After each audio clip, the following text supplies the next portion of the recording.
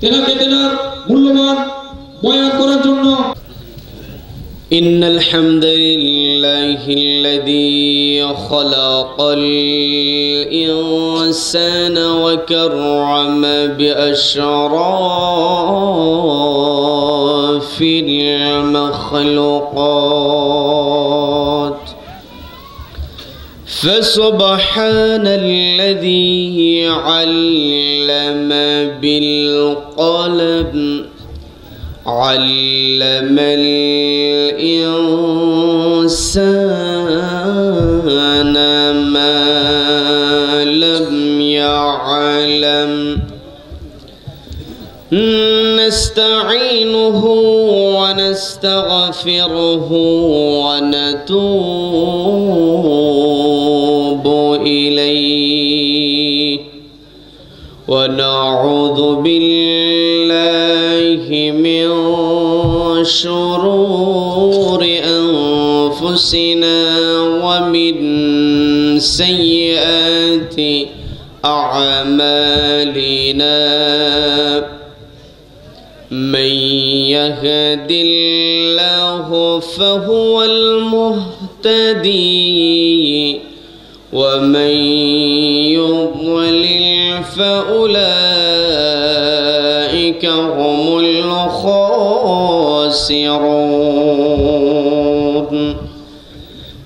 نشهد أن لا إله إلا الله وحده لا شريك له ونشهد أن سيدنا وحبيبنا ومولانا محمدا عبده ورسوله الذي أرسله الله تعالى بالهدى ودين الحق ليظهره على الدين كله وكفى بالله شهيدا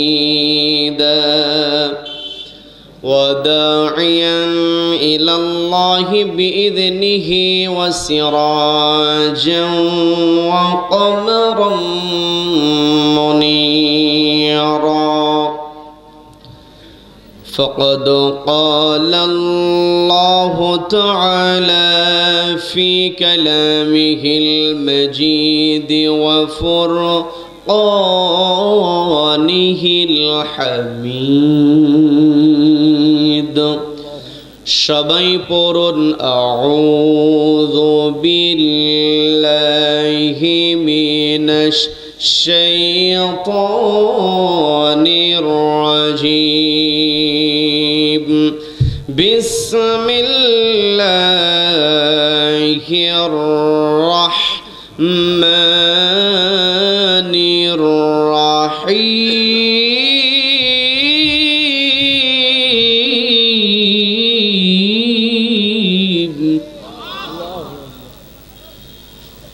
لقد كان لكم في رسول الله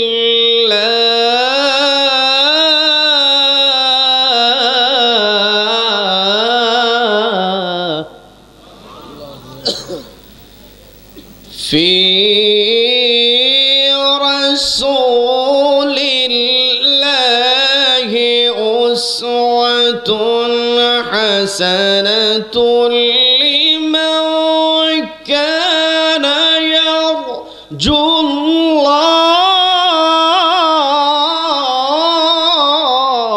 الله أكبر لمن كان يرجو الله واليوم الآخر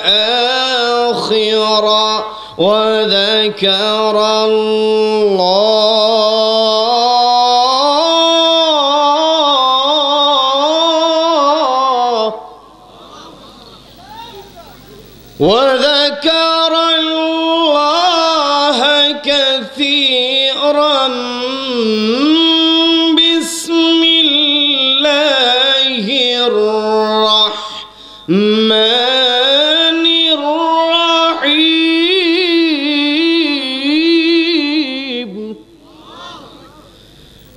إن الله وملائكته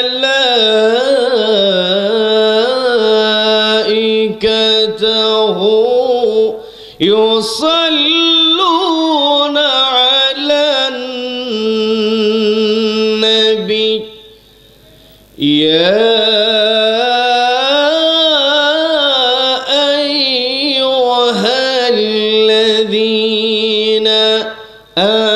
آمنوا صلوا عليه وسلموا تسليما اللهم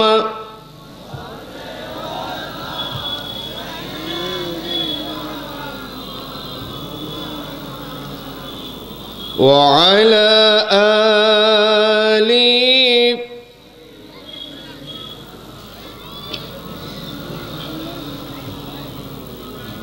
সকলের অন্তরে নবীজির প্রতি দরদ মোহাব্বত প্রেম ভালোবাসা আছে না নেই? কম না বেশি? তাহলে আওয়াজটাও দিতে হবে কম কম। আওয়াজ যদি বেশি দিতে হয়, শরীরের সমস্ত শক্তি কণ্ঠনালীতে উদিত করে নবীজির প্রেম আতোয়ারা হয়ে জবান ছেড়ে দিয়ে সকলের কণ্ঠের সঙ্গে কণ্ঠ মিলিয়ে আমরা একযোগে পড়ছি আল্লাহুম্মা সাল্লি আলা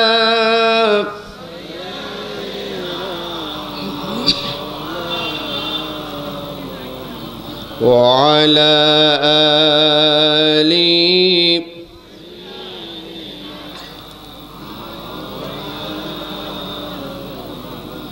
যে ফুল যুগ যুগান্তরে খুশবু ছড়ায়, যে ফুল যুগ যুগান্তরে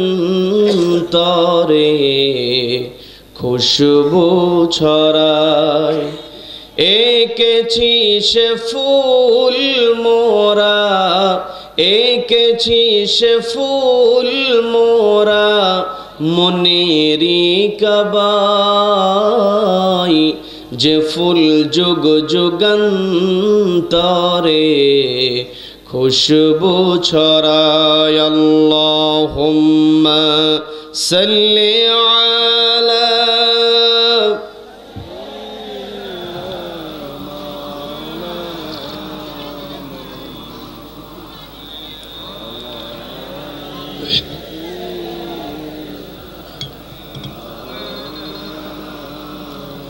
সবাই পড়ুন বালাগাল উলা বিকামালিহি কাশাফাদ দুজা বিজামালিহি হাসানাত। সম্মানিত দ্বীনী ভাইয়েরা, আলোচনায় প্রবেশের পূর্বে আমি জানতে চাচ্ছি আপনারা সকলে কেমন আছেন? রব্বুল আলামিন আমাকেও ভালো রেখেছেন, বলি আলহামদুলিল্লাহ। এই যে আমরা ভালো আছি, আমাদেরকে ভালো রাখেন কে? আমাদের ভালো রাখার একমাত্র কেবলমাত্র কর্তৃত্ব কার হাতে? যে রব্বুল আলামিন আমাদেরকে ভালো রেখে সুস্থ রেখে সারাদিনের হাজার কর্মব্যস্ততার পর ক্লান্ত শরীর নিয়ে যে সময়টাতে ঘরে ফেরার কথা ছিল, ঠিক সেই সময়টাতে ঘরের আকর্ষণকে প্রত্যাখ্যান করে কোরআনের আকর্ষণে যে মহান মুনিব আমাদেরকে কোরআনের ময়দানে আসার বসার এবং কোরআনুল কারীম থেকে কিছু কথা বলা এবং শোনার মতো তৌফিক দান করলেন, সেই মহান মুনিবকে খুশি করে আমরা সকলে একযোগে বলে উঠছি আলহামদুলিল্লাহ। আবারও বলছি আলহামদুলিল্লাহ। আল্লাহু আকবার। লা ইলাহা ইল্লাল্লাহু আল্লাহু আকবার ওয়ালিল্লাহিল হামদ। ওয়ালিল্লাহিল হামদ। আমরা কৃতজ্ঞতা আদায় করলাম কার? কার কৃতজ্ঞতা আদায় করেছি? জীবনের প্রত্যেকটা ক্ষেত্রের প্রশংসা হবে আল্লাহর, এতে কোনো সন্দেহ আছে? আমাকে আপনাকে সৃষ্টি করেছেন কে? Allah is the creator of all creations. যত সৃষ্টি আছে সমস্ত সৃষ্টির স্রষ্টা যেহেতু আল্লাহ, কাজেই এই পৃথিবীতে আমরা যতদিন থাকব আমরা কেবল প্রশংসা করব আল্লাহর। আল্লাহ ব্যতীত অন্য কারো প্রশংসা আমরা করতে পারি? none can be praised, only Allah will be praised। সবাই চিৎকার দিয়ে বলেন আল্লাহু আকবার, আল্লাহু আকবার। সম্মানিত দ্বীনি ভাইয়েরা, আমরা এখানে এসেছি একটি কিতাব থেকে কথা শোনার জন্য। সেই কিতাবের নাম কি? সবাইকে বলতে হবে কিতাবের নাম কি? আল কুরআনুল কারীম। এই কোরআনুল কারীম রব্বুল আলামিন আমাদের জন্য অবতীর্ণ করেছেন। কোরআনের কাজটা কি? কোরআন কেন অবতীর্ণ হলো? এই প্রশ্ন যদি কোরআনকে করা হয়, কোরআন জবাব দিতে পারে কি পারে না? সম্মানিত দ্বীনি ভাইয়েরা,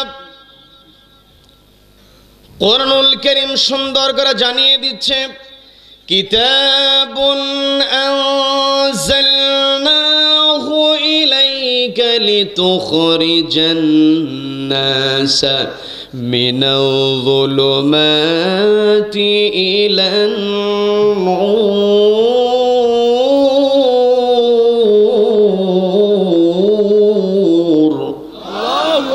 আল্লাহ রাব্বুল আলামিন নবীজিকে ইন্ডিকেট করে বলছেন, গো নবী, কিতাবুন আনজালনাহু ইলাইক, এটা এমন একটি কিতাব যেই কিতাব আমি আনজালনাহু অবতীর্ণ করেছি ইলাইক আপনার কাছে, লিতুখরিজান নাস, যাতে করে মানুষদেরকে আপনি বের করে নিয়ে আসতে পারেন, মিনাজ যুলুমাতি ইলান নূর, অন্ধকার থেকে আলোর দিকে। অর্থাৎ এই কোরআন এমন একটি কিতাব, মানুষ যখন ভুল পথে পরিচালিত হবে, মানুষ যখন পৃথিবীতে পথভ্রষ্ট হয়ে যাবে, অন্ধকারের মধ্যে নিমজ্জিত হয়ে যাবে, ওই অন্ধকারের মধ্যে নিমজ্জিত মানুষকে অন্ধকার থেকে আলোর দিকে আনতে হলে একটি কিতাবকে লাগবে। সেই কিতাবের নাম কি? সম্মানিত দ্বীনি ভাইয়েরা, এই জায়গায় যারা আলেম ওলামা আছেন তারা সহজেই বুঝবেন। আমি আপনাদেরকে আরো ক্লিয়ার করে দিই, সেটা হলো আল্লাহ রাব্বুল আলামিন এই জায়গায় মিনাজ যুলুমাতি ইলান নূর বলেছেন। মিনাজ যুলুমাতি, এই জায়গায় যুলুমাতুন শব্দটাকে বহু বচনে ব্যবহার করেছেন। যুলমাতুন থেকে এসেছে যুলুমাতুন। আবার আল্লাহ রাব্বুল আলামিন বলেন ইলান নূর, এই জায়গায় নূর শব্দটাকে আল্লাহ রাব্বুল আলামিন এক বচনে ব্যবহার করেছেন। নূরের বহু বচন হলো আনওয়ার। আল্লাহ রাব্বুল আলামিন এই যে যুলুমাতুন শব্দটাকে বহু বচনে ব্যবহার করে নূর শব্দটাকে এক বচনে ব্যবহার করেছেন। আবার নূর শব্দের পূর্বে আল্লাহ রাব্বুল আলামিন আলিফ লাম ব্যবহার করেছেন।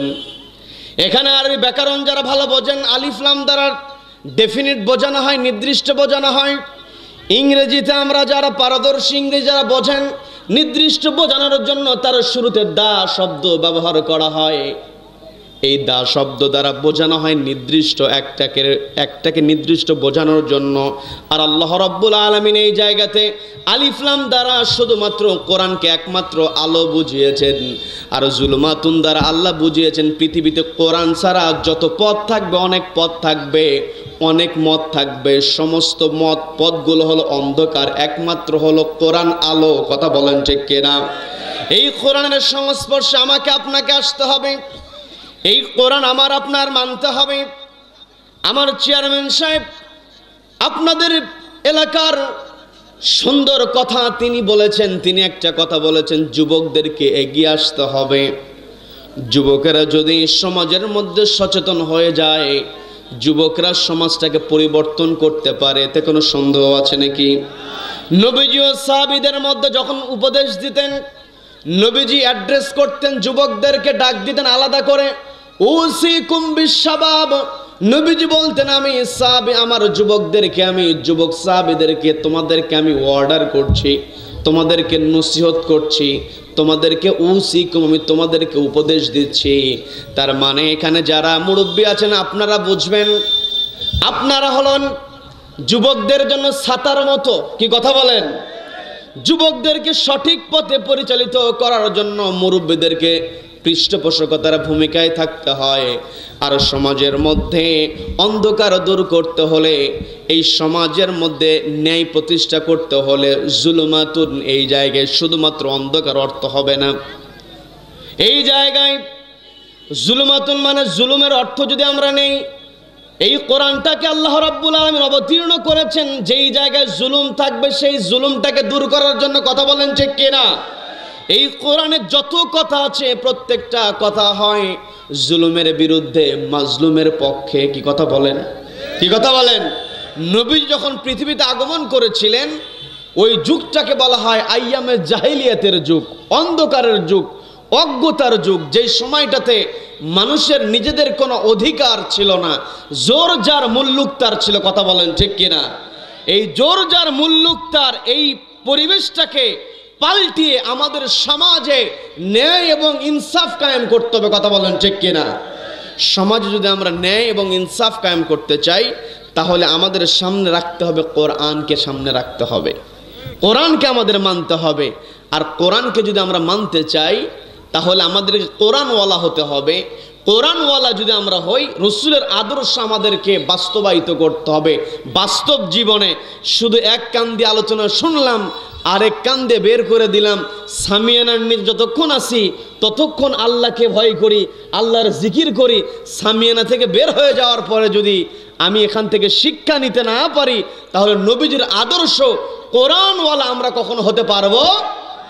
যখন আমি আপনি কোরআনওয়ালা হতে যাব, নবীজির জীবনের দিকে যদি আমরা তাকাই, আমরা লক্ষ্য করে দেখেছি নবীজির কাছে যতক্ষণ কোরআন ছিল নবীজিকে বিপদের মধ্যে থাকতে হয়েছে। কি কথা বলেন? কি কথা বলেন? আবার নবীজির জীবনের দিকে যে আমরা লক্ষ্য করি, নবীজির কাছে কোরআন নাই, নবীজির বিরুদ্ধে কোনো ষড়যন্ত্র ছিল না। এমন কি নবীজি ছিলেন কোরআনবিহীন, যখন নবীজি ছিলেন তখন মক্কার প্রত্যেকটা মানুষ নবীজিকে ভালোবাসতো, নবীজিকে বিশ্বাস করত। নবীজির কাছে তাদের বিশ্বস্ততার জন্য নবীজির কাছে তাদের আমানতগুলো রেখে দিত। কথা বলেন ঠিক কিনা? নবীজি আমানতদারিতা রক্ষা করেছেন। ধীরে ধীরে কথাগুলো হবে। আমি আমার আলোচনার সূচনায় পবিত্র কোরআনের 33 নম্বর সূরা, সবাইকে বলতে হবে কত নম্বর সূরা? 33 নম্বর সূরা, সূরা আল আহজাবের 21 নম্বর আয়াতে কারিমা তেলাওয়াত করেছি।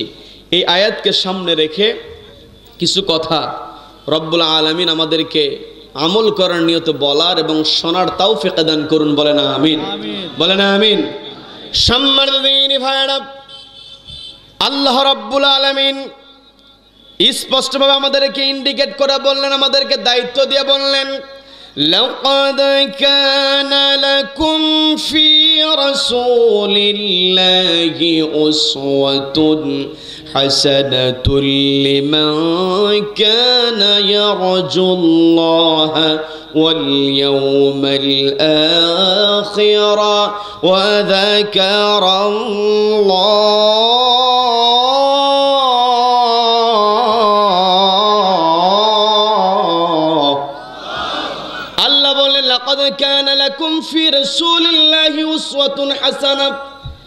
নিশ্চয় আমি রাসূলের মধ্যে তোমাদের জন্য উত্তম আদর্শ রেখে দিয়েছি। তার মানে উসওয়াতুন হাসানা, উত্তম বৈশিষ্ট্য, উত্তম আদর্শ। এই পৃথিবীতে আমাকে আপনাকে চলতে হলে আদর্শ মানতে হবে। আর আমি আপনি যদি আল্লাহর প্রতি ঈমান আনয়ন করে থাকি তাহলে আমার আপনার আদর্শ রাসূল ছাড়া অন্য কাউকে গ্রহণ করা যাবে নাকি? অন্য কাউকে গ্রহণ করা যাবে না। আমি আপনি কোরআনকে সামনে রেখে যখন চলতে পারবো, নবীজিকে আদর্শ মানা আমার আপনার জন্য সহজ হয়ে যাবে। আবার নবীজির জীবনের দিকে যদি আমরা লক্ষ্য করি, নবীজির কাছে যখন কোরআন ছিল না নবীজির বিরুদ্ধে কেউ কোনো কথা বলে নাই। নবীজি যখন তৎকালীন সময়ে অত্যাচারের বিরুদ্ধে, জুলুমের বিরুদ্ধে, অন্যায়ের বিরুদ্ধে প্রতিবাদ করেছিলেন এবং মানব রচিত বিধানের পরিবর্তে আল্লাহর দেওয়া কোরআন অনুযায়ী সমাজ পরিচালনা করতে চেয়েছিলেন, নবীজির বিরুদ্ধে ষড়যন্ত্র হয়েছিল। কথা বলেন ঠিক কিনা? আজও আমি আপনি যদি নবীজিকে আদর্শ মেনে চলি, যেখানে স্বয়ং নবীজির ব্যাপারে আল্লাহ নিজেই সার্টিফিকেট দিয়েছেন, ওগো নবী ইন্নাকা লাআলা খুলুকিন আযীম, নবীজি আপনি হলেন উত্তম চরিত্রের উপরে অধিষ্ঠিত হয়েছেন, মহান চরিত্রের উপরে, খুলুকিন আযীম, মহান চরিত্র। নবীজির চরিত্রের ব্যাপারে কেউ উল্টাপাল্টা কথা বলতে পারবে নাকি? সবাই বলেন, বলতে পারবে নাকি? অথচ মক্কার লোকেরা নবীজির সব কিছু জানতো। জানার পরে নবীজি যখন বলে দিলেন এই আল্লাহর জমিনে আল্লাহর বিধান ছাড়া, কোরআন ছাড়া কোনো বিধান চলতে পারে না, নবীজির বিরুদ্ধে ষড়যন্ত্র করা হয়েছে। নবীজির বিরুদ্ধে 3 ধরনের ষড়যন্ত্র করা হয়েছিল। সবাইকে বলতে হবে কয় ধরনের ষড়যন্ত্র? সবাইকে বলতে হবে কয় ধরনের ষড়যন্ত্র? নবীজির বিরুদ্ধে ষড়যন্ত্র করা হয়েছিল। রব্বুল আলামিন সেই ষড়যন্ত্রের কথা পবিত্র কোরআনে সুন্দর করে জানিয়ে দিচ্ছেন, ওয়াইদ ইয়ামকুরু বিকাল্লাযীনা কাফারু লিয়ুসবিতুকা আও ইয়াকতুলুকা আও ইউখরিজুকা ওয়া ইয়ামকুরুনা ওয়া ইয়ামকুরুল্লাহ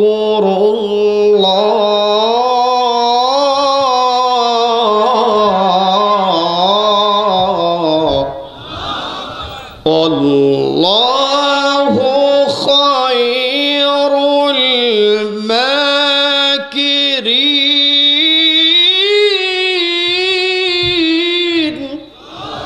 আল্লাহ রাব্বুল আলামিন নবীজিকে ডাক দিয়ে বলছেন, ওগো নবী, স্মরণ করুন সেই সময়ের কথা, ওয়াইদ ইয়ামকুরু বিকাল্লাযীনা কাফারু, যখন কাফেররা আপনার বিরুদ্ধে ষড়যন্ত্র করেছিল, লিয়ুসবিতুক, 1 নম্বরে আপনাকে বন্দি অবস্থায় রেখে দিয়েছিল। এই কোরআনের কথা বলার কারণে নবীজিকে বন্দি অবস্থায় কাফেররা রেখেছিল, কথা বলেন ঠিক কিনা? 2 নম্বরে আও ইয়াকতুলুক, নবীজিকে তারা হত্যার ষড়যন্ত্র করেছিল। 3 নম্বরে যে ষড়যন্ত্র ছিল আও ইউখরিজুক, নবীজিকে মক্কা থেকে মদিনায় হিজরত করতে বাধ্য করেছিল। তার মানে নবীজির আদর্শ আমি আপনি যখন বাস্তবায়িত করতে যাব, আমার আপনার সামনে যদি 3 ধরনের বিপদ আসে, বিপদকে ভয় পাওয়া যাবে নাকি? এই বিপদকে ভয় পাওয়া যাবে না। আমাকে আপনাকে কথা বলতে হবে। শেষ পর্যন্ত ওই মক্কার লোকেরা নবীজিকে আর বন্দি রাখতে পারে নাই। আজও পৃথিবীতে যারা কোরআনওয়ালাদেরকে বন্দি অবস্থায় রাখবে, মাজলুমের পক্ষে যারা কথা বলবে, তাদেরকে যারা বন্দি অবস্থায় রাখবে, একটা পর্যায়ে ওই বন্দি অবস্থা থেকে আল্লাহ তাদেরকে বের করে দেবেন। আর যারা বন্দি রাখবে তাদেরকে আল্লাহ পালাতে বাধ্য করবেন, কথা বলেন ঠিক কিনা? সম্মানিত দিনী ভাইরা, আমরা যেটা দেখেছি অতীত ইতিহাস থেকে, যেটা আমরা শুনেছি, আমরা ফেরাউনের অত্যাচারের কথা শুনেছি। মুসা আলাইহিস সালাতু ওয়াস সালামের ঘটনা বলছিলেন আরিফ আল মামুন ভাই, সুন্দর করে তিনি কথা বলছিলেন। মুসা আলাইহিস সালাতু ওয়াস সালাম তিনি যখন দাওয়াত দিয়েছিলেন, মুসা আলাইহিস সালাতু ওয়াস সালামের বিরুদ্ধে ষড়যন্ত্র হয়েছিল, কথা বলেন ঠিক কিনা? মুসা আলাইহিস সালাতু ওয়াস সালামকে থামিয়ে দেওয়ার জন্য গণক যখন বলেছিল, মুসা নামে একজন এই পৃথিবীতে আসবে, আপনার ক্ষমতা চ্যুত করে দেবে, আপনাকে ক্ষমতার চেয়ার থেকে নামিয়ে দেবে। ফেরাউনকে যেই দিন বলা হয়েছিল, ওই দিন থেকে ফেরাউন কি শুরু করে দিল?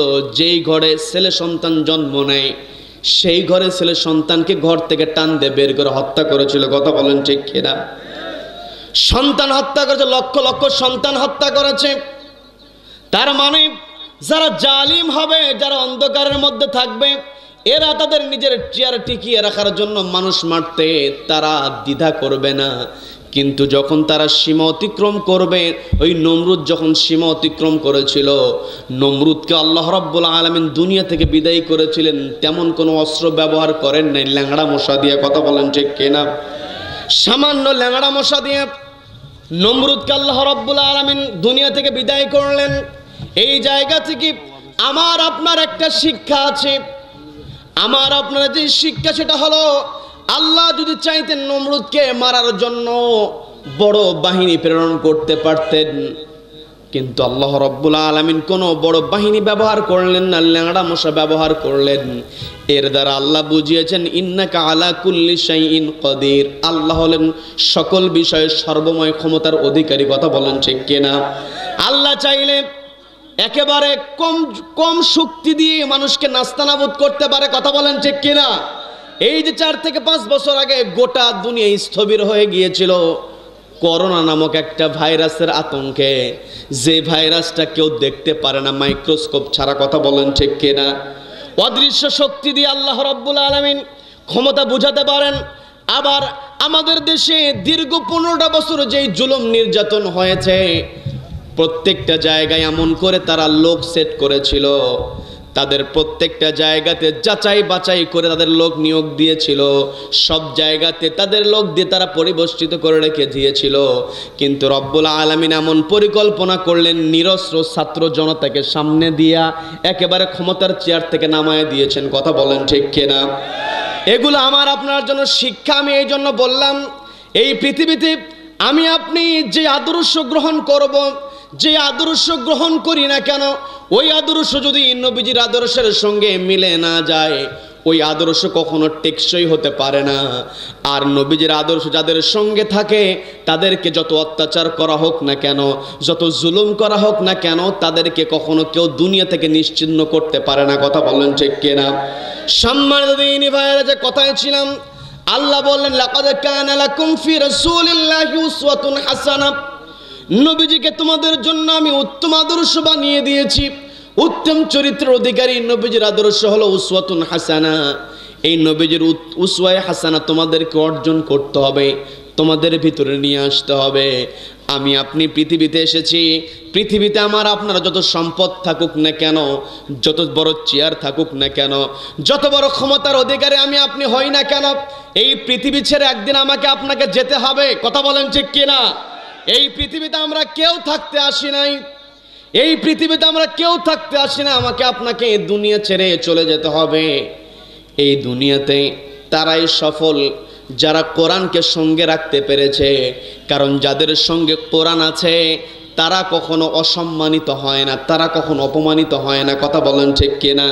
কোরআনওয়ালাদের জন্য সাময়িক কষ্ট দেওয়া যেতে পারে, কোরআনওয়ালাদেরকে সাময়িক কষ্ট দেওয়া যেতে পারে, কিন্তু তাদেরকে কখনো অপমানিত কেউ করতে পারে না। বরং কোরআনওয়ালাদেরকে যারা অপমানিত করতে আসে, এই জমিনটা তাদের জন্য অবরুদ্ধ হয়ে যায়, এরা পালানোর জন্য ইঁদুরের গর্ত পর্যন্ত খুঁজে পায় না, কথা বলেন ঠিক কিনা? সম্মানিত দিনী ভাইয়েরা, এই কোরআন আমাকে আপনাকে মানতে হবে। এই কোরআন আমি আপনি যদি মানতে চাই, নবীজির আদর্শের বাইরে আমি আপনি যেতে পারবো না। এই নবীজির আদর্শ, নবীজির জীবনী নিয়ে যদি আমি আপনি আলোচনা শুরু করে দেই, আমার আপনার কথা শেষ হয়ে যাবে, কিন্তু নবীজির জীবনীর আলোচনা কখনো শেষ হতে পারে না, বলেন না সুবহানাল্লাহ। আয়েশা সিদ্দিকা রাদিয়াল্লাহু তাআলা আনহাকে জিজ্ঞাসা করা হলো, নবীজির চরিত্র সম্পর্কে একটু বলুন। আয়েশা সিদ্দিকা রাদিয়াল্লাহু তাআলা আনহা বললেন, নবীজির চরিত্র সম্পর্কে আর কি বলবো, কানা খুলুকুহুল কোরআন, গোটা কোরআনটাই হলো নবীজির জীবন, বলেন না সুবহানাল্লাহ।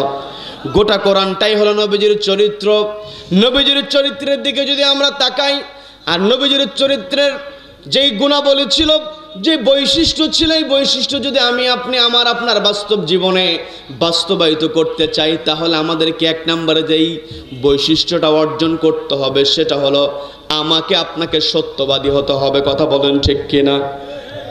নবীজির কাছে ওহী আসে নাই, জিবরিল আমিন নবীজির কাছে কোরআনের বাণী নিয়ে পৌঁছেন নাই, তার পূর্বেই নবীজি এমন তার চরিত্র দিয়েছিলেন।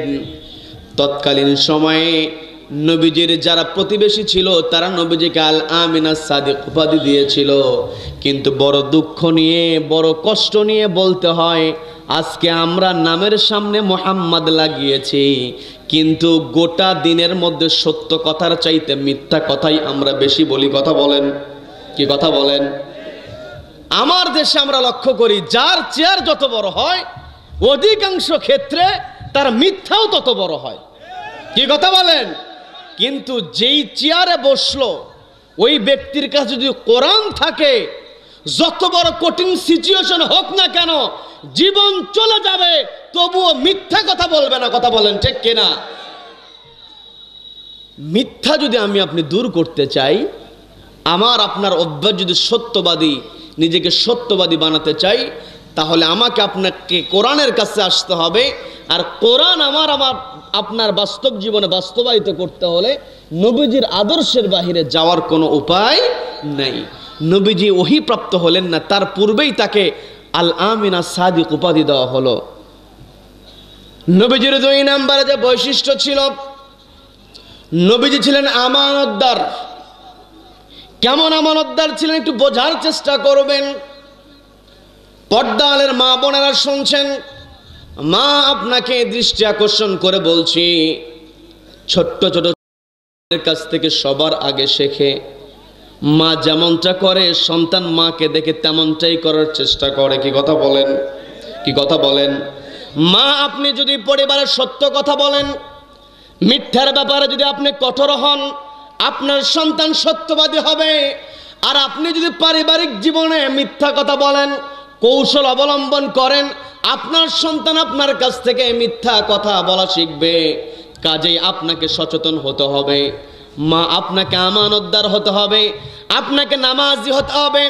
এই যে মসজিদ উন্নয়ন কল্পে 2 তলা ছাদ নির্মাণের জন্য যে আয়োজনটা করা হয়েছে, এই মসজিদের মধ্যে মুসল্লির সংখ্যা দিন দিন বাড়তে হবে। কথা বলেন ঠিক কিনা? আমরা শুধু মসজিদের যেই স্ট্রাকচার আছে, যেই অবকাঠামো আছে, এটার উন্নতির চেষ্টা করি, কিন্তু মুসল্লির উন্নতির চেষ্টা করি না। কথা বলেন ঠিক কিনা? মসজিদ যেমন বানাতে হবে, ওই রকম পাক্কা নামাজি মুসল্লিও তৈরি করতে হবে। মুসল্লি তো আমরাই হব, অত্র এলাকার মানুষেরাই হবে।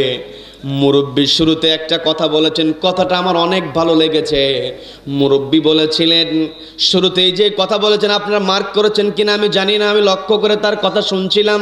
তিনি বলছিলেন, অত্র এলাকায় আমাদের টাকাওয়ালা মানুষ বেশি নাই, আমাদের প্রভাব প্রতিপত্তিওয়ালা মানুষ আমাদের বেশি নাই, কিন্তু আমাদের মসজিদে মুসল্লির সংখ্যা বেশি আছে, যার কারণে আমাদের 2 তলার প্রয়োজন। বলেন আল্লাহু আকবার, বলেন আল্লাহু আকবার। যেই সমাজে নামাজ প্রতিষ্ঠিত হবে, যেই এলাকাতে নামাজের সংখ্যা বেড়ে যাবে, ওই এলাকা থেকে অন্যায় দূর হয়ে যাবে। কথা বলেন ঠিক কিনা?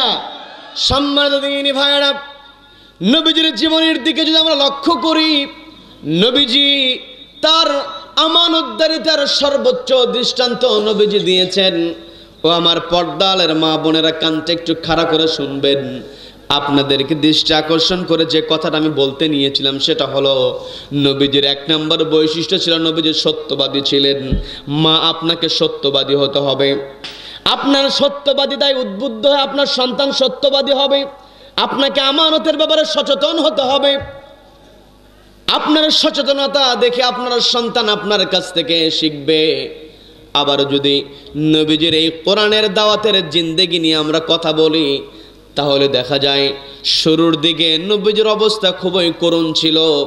নবীজির বিরুদ্ধে এত এত ষড়যন্ত্র হয়েছিল, কিন্তু নবীজির পাশে যিনি ছিলেন খাদিজাতুল কুবরা রাদিয়াল্লাহু তাআলা আনহা, সর্বোচ্চ সাপোর্ট দিয়েছেন। কথা বলেন ঠিক কিনা?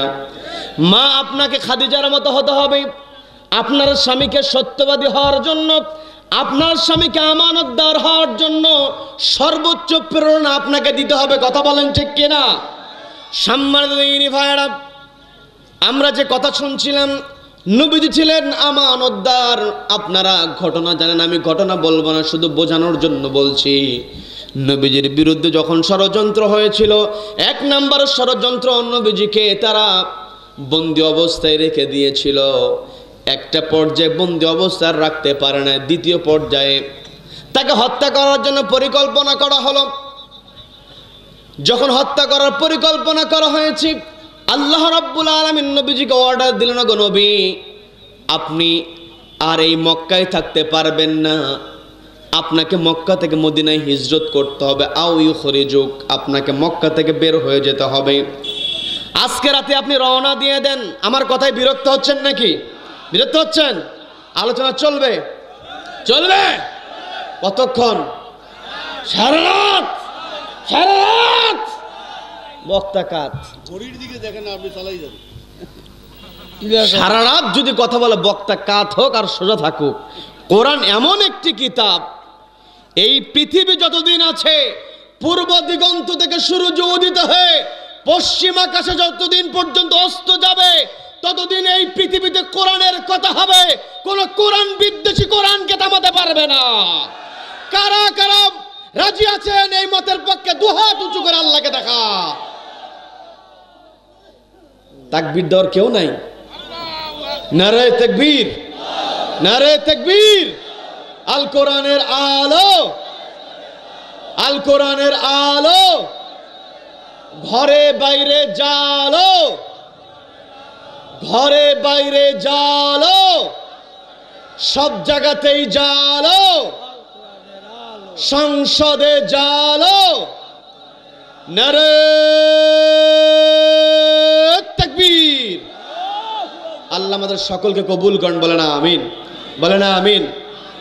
সম্মানিত দিনী ভাইরা, যে কথায় ছিলাম, নবীজিকে আল্লাহ অর্ডার দিল না, নবী আপনাকে আজকে রাত্রি মক্কা থেকে মদিনায় হিজরত করে চলে যেতে হবে। নবীজি যখন হিজরতের অর্ডার পেয়ে গেলেন, সবার আগে ডাক দিলেন হযরত আলী রাদিয়াল্লাহু তাআলা আনহুকে। বোঝার চেষ্টা করবেন, হিজরতের ইঙ্গিত যখন পেয়েছিলেন, এই ইঙ্গিত পাওয়ার পরে সবার আগে বলেছিলেন আবু বকর সিদ্দিক রাদিয়াল্লাহু তাআলা আনহুকে যে তুমি প্রস্তুত থেকো। তিনি প্রস্তুত ছিলেন। আর হিজরতের অর্ডার হওয়ার সঙ্গে সঙ্গে সবার আগে ডাক দিলেন হযরত আলী রাদিয়াল্লাহু তাআলা আনহুকে। হযরত আলীকে ডাক দেন, নবীজি বলছেন, ও আলী, আমার তো হিজরতের অর্ডার হয়ে গিয়েছে, আজকে রাতে আমাকে তো মক্কা ছেড়ে মদিনায় চলে যেতে হবে, মদিনার উদ্দেশ্যে আমাকে আজকে রাতে রওনা হয়ে যেতে হবে। হযরত আলী রাদিয়াল্লাহু তাআলা আনহু বলছেন, তাহলে যেই দিক দিয়ে গেলে, অর্থাৎ দিকের ব্যাপারে তিনি পরামর্শ দিচ্ছেন যে আপনি এইভাবে এইভাবে যান।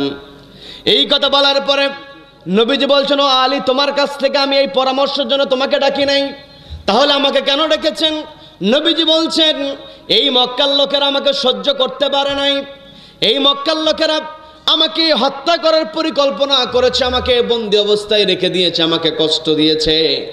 কিন্তু মক্কার লোকেরা নিজের গোত্রের লোকজনকে বিশ্বাস করে নাই, নিজের দলের লোকজনকে বিশ্বাস করে নাই, আমাকে বিশ্বাস করে আমার কাছে তার আমানত জমা রেখেছে। বলেন না সুবহানাল্লাহ। আমার কাছে আমানত জমা রেখে দিয়েছে।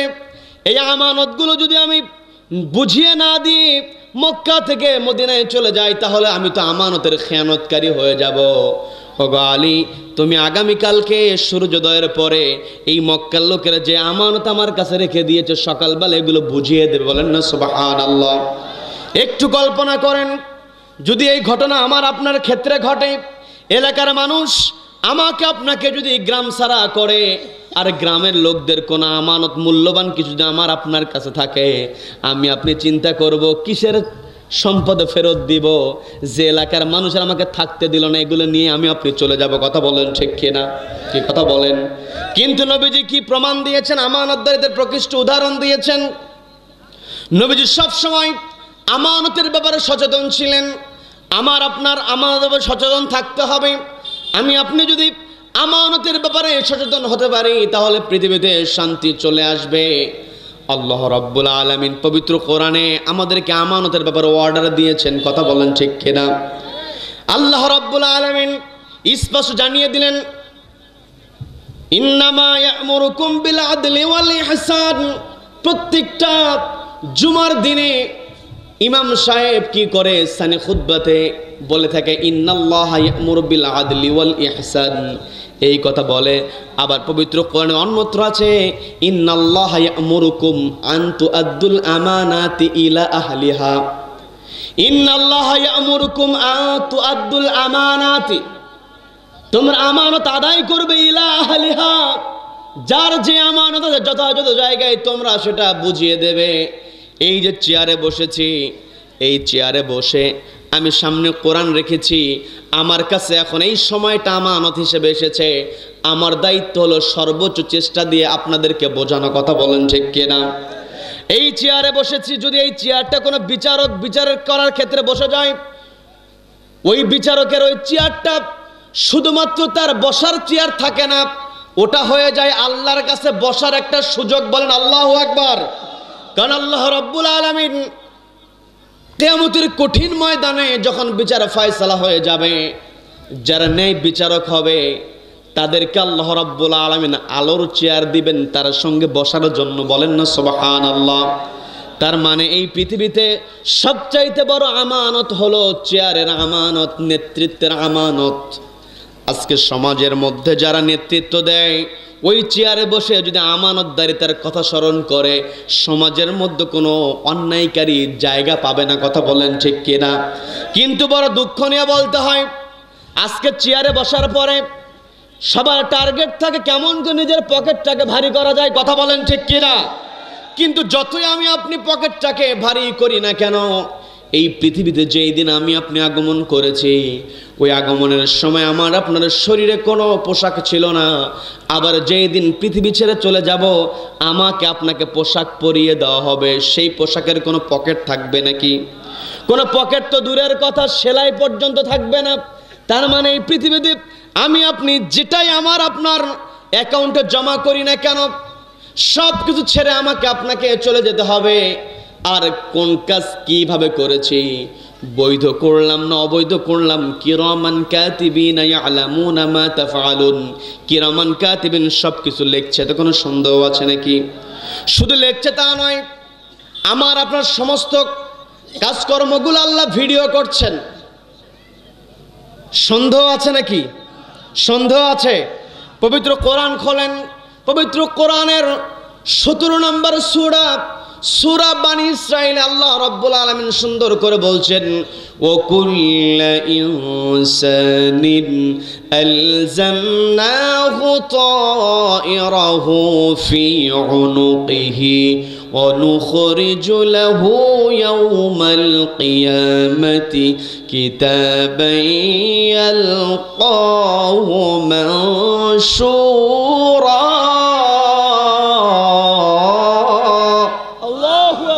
আল্লাহ বলছেন, কুল্লা ইনসানিন আলজামনাহু তায়রাহু ফি উনুকিহি, প্রত্যেকটা মানুষের কাঁধের উপরে আমি তায়রাহু সেট করে দিয়েছি আমলনামা, অর্থাৎ মেমোরি কার্ড আমি সেট করে দিয়েছি।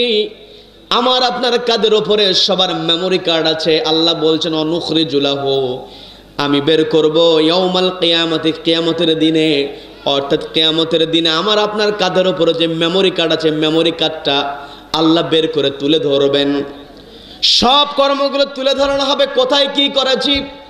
ওই দিন যদি মিথ্যার আশ্রয় নিয়ে আমি আপনি বাঁচার চেষ্টা করি, আল্লাহ কথাও জানিয়ে দিলেন, আল ইয়াউমা নাখতিমু আলা আফওয়াহিহিম ওয়া তুকাল্লিমুনা আইদিহিম ওয়া তাশহাদু আরজুলুহুম বিমা কানু ইয়াকসিবুন। আল্লাহ রাব্বুল আলামিন স্পষ্ট বলছেন, আল ইয়াউমা নাখতিমু আলা আফওয়াহিহিম, কিয়ামতের ময়দানে মানুষের মুখে মোহর মেরে দেওয়া হবে। যারা পাপাচারী হবে, যারা মিথ্যা কথা বলবে, আমানতের খেয়ানত করবে, এই দুনিয়াতে মিথ্যা কথা বলতে বলতে তাদের একটা অভ্যাস হয়ে যাবে। দেখবেন ভিডিওতে স্পষ্ট দেখা যায় অপরাধী অপরাধ করছে, ভিডিও প্রকাশিত হওয়ার পরে সে নিজেকে বাঁচানোর জন্য বলে এগুলো এডিট করা যায়। এমন লোক আছে না নাই? আছে না নাই? ওই কিয়ামতের ময়দানে কিছু মানুষ থাকবে, মিথ্যা কথা বলা শুরু করবে, সেখানে যদি মিথ্যা বলে পার পেয়ে যায়। কিন্তু দুনিয়াতে বিচারককে টাকা দিয়ে নিজের কাজে ব্যবহার করে গলা ধাক্কা দিয়ে দেশ থেকে বের করা যাবে, কিন্তু কিয়ামতে এরকম কোনো সুযোগ থাকবে না। কথা বলেন ঠিক কিনা? আমরা দেখেছি বিচারককে দিয়ে মিথ্যা মামলার রায় লিখিয়ে নিয়েছে। এসকে সিনহা এখন সত্য কথা সবগুলো বলে দিচ্ছে। ওই এসকে সিনহাকে দিয়ে আমাদের কোরআনের পাখি আল্লামার বিরুদ্ধে রায় লিখিয়েছিল, রাতের অন্ধকারে এই দেশ থেকে গলা ধাক্কা দিয়ে বের করে দিয়েছিল। কথা বলেন ঠিক কিনা? সত্য কখনো চাপা থাকে না, যত ষড়যন্ত্রই করুক না কেন। যারা চেয়ারে বসার পরে আমানতের খেয়ানত করবে, এদের চরম শাস্তি আখিরাতে হবে, কিন্তু দুনিয়াতেও তাদের লাঞ্ছনা গঞ্চনা আছে। কথা বলেন ঠিক কিনা? সম্মানিত দিনী ভাইরা, ওই যে নমরুদ লাঞ্ছনা গঞ্চনা তাকে দেওয়া হয়েছে, ল্যাংড়া মশা যখন নাকের মধ্যে ঢুকে গিয়েছে, রব্বুল আলামিন এমন অপমান করেছেন, জুতা দিয়ে মাথাতে বাড়ি দেওয়ার ব্যবস্থা করেছিলেন। কথা বলেন ঠিক কিনা? আমরা জালিমকে দেখেছি, আমরা লেডি ফেরাউনকে দেখেছি, ক্ষমতা টিকিয়ে রাখার জন্য নিরীহ ছাত্রদের উপরে গুলি করতে দ্বিধা করে নাই। একটা পর্যায়ে রব্বুল আলামিন এমন অবস্থা করে দিয়েছেন, যেই মুখ দিয়ে বারবার হুঙ্কার দিত, ওই মুখটাকে লুকিয়ে আজকে কোথায় রেখেছে, দুনিয়ার কারো সামনে আর মুখ দেখাতে পারছে না। কথা বলেন, কি কথা বলেন? তার মানে যারাই বাড়াবাড়ি করবে তারাই অপমানিত হবে, তারাই লাঞ্ছিত হবে। আমাকে আপনাকে আমানতের ব্যাপারে সচেতন হতে হবে। নবীজি কেমন শিক্ষা আমাদেরকে দিলেন। নবীজির সাহাবী হযরত ওমর রাদিয়াল্লাহু তাআলার শাসনামল যখন চলছিল, হযরত ওমরের শাসনামলে হযরত ওমরের কাছে দুইজন বালক আর একজন যুবককে টেনে হিঁচড়ে হাজির করলো বিচারের জন্য। হযরত ওমরের দরবারে ন্যায় বিচার আছে না নাই? সবাইকে বলতে হবে ন্যায় বিচার আছে না নাই? প্রত্যেক জুমাতেও আসাদুহুম ফি আমরিল্লাহি ওমর রাদিয়াল্লাহু তাআলা ছিলেন ন্যায় বিচার করার ক্ষেত্রে, আল্লাহর হুকুমের ক্ষেত্রে সবচাইতে বড় কঠোর। বলেন আল্লাহু আকবার। হযরত ওমরের দরবারে দুইজন বালক যখন একজন যুবককে টেনে হিঁচড়ে হযরত ওমরের সামনে হাজির করলেন, হযরত ওমর ওই দুই বালককে প্রশ্ন করলেন, কি ব্যাপার? এই যুবককে তোমরা টেনে হিঁচড়ে আমার সামনে হাজির করার কারণটা কি? ওই দুইজন বালক বলছি, আপনার কাছে আমরা এসেছি ন্যায় বিচারের জন্য। এই যুবককে আপনি দেখতে পাচ্ছেন, এই যুবক হলো খুনি, আমাদের পিতাকে হত্যা করেছে। আমরা এসেছি আপনার কাছে বিচার চাইতে, আপনি এর বিচার দিবেন। হয়তো ওমর রাদিয়াল্লাহু তাআলার সামনে যখন ওই যুবকের বিরুদ্ধে দুইজন ভাই, দুইজন বালক যখন বলল, অভিযোগ দেওয়ার পরে হযরত ওমর ওই যুবককে প্রশ্ন করছে, ও যুবক, তোমার বিরুদ্ধে যে দুইজন অভিযোগ দিল, অভিযোগ সত্য নাকি?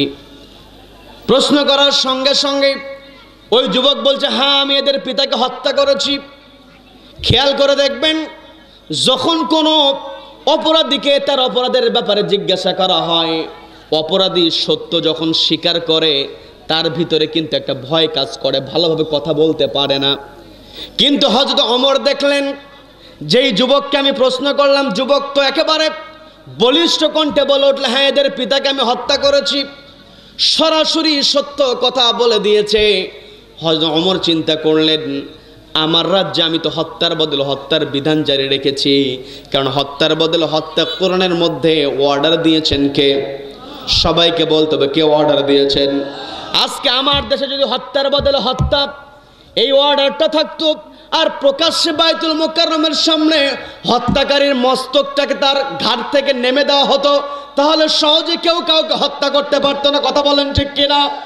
কত হৃদয় বিদারক ঘটনা দেশের মধ্যে ঘটে যায়, আপনারা শুনেছেন, আমি বিস্তারিত বলবো না। মুনতাহা নামক ছোট্ট শিশুকে মেরে পুঁতে রেখে দিয়েছে, আবার কি করছে, নিজের মাকে পর্যন্ত হত্যা করছে। কথা বলেন ঠিক কিনা?